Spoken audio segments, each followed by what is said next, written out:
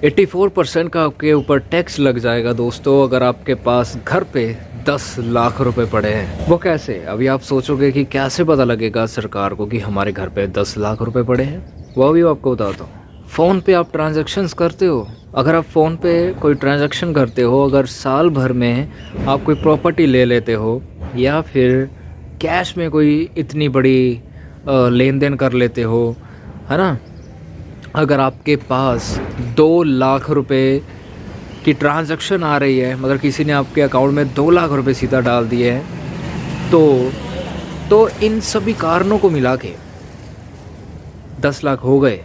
तो 10 लाख के ऊपर दोस्तों आपके ऊपर टैक्स लगेगा। और दूसरे नंबर पे सरकार की नज़र में अगर आप आ गए तो छापा मार सकती है जी, छापा मार सकती है वो किसी भी टाइम।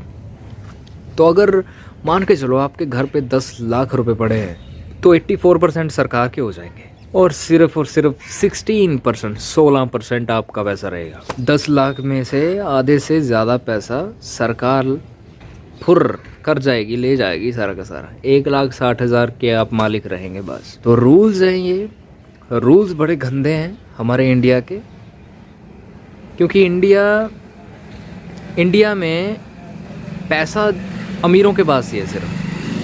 किसी के पास 10,000 करोड़ हैं, 5,000 करोड़ हैं। 50 करोड़ लोग ऐसे हैं जिनके पास घर भी नहीं है, और 50 करोड़ लोग ऐसे हैं जो मिडिल क्लास फैमिली से हैं, जिनको उठने ही नहीं देना चाहती सरकार।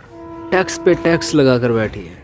अगर कोई मिडिल क्लास फैमिली वाला मान के चलो 10 लाख कमाने भी लग जाता है तो उसके ऊपर टैक्स आ जाएगा, टैक्स आ जाएगा सीधा सीधा। तो इंडिया जो है वो टैक्स के कारण कर रही है जी रूल्स जो भी है। देखो सरकार को पता है कि हम इतने नोट छाप रहे हैं, और हम जो नोट छाप रहे हैं वो लोग अपने पास ब्लैक मनी में रख रहे हैं। तो लोग जब ब्लैक मनी में इतना पैसा अपने पास रख रहे हैं तो सरकार ने तो निकलवाना है, तभी तो सारी की सारी चीज़ें महंगी हो रही हैं। और तभी आप ये चीज़ मान ही सकते हो कि सरकार ने पैसा निकलवाना है तो तभी टैक्स लग रहा है ज़्यादा से ज़्यादा। अभी जो टैक्स लग रहा है उसकी वजह से गरीब आदमी पिसता जा रहा है।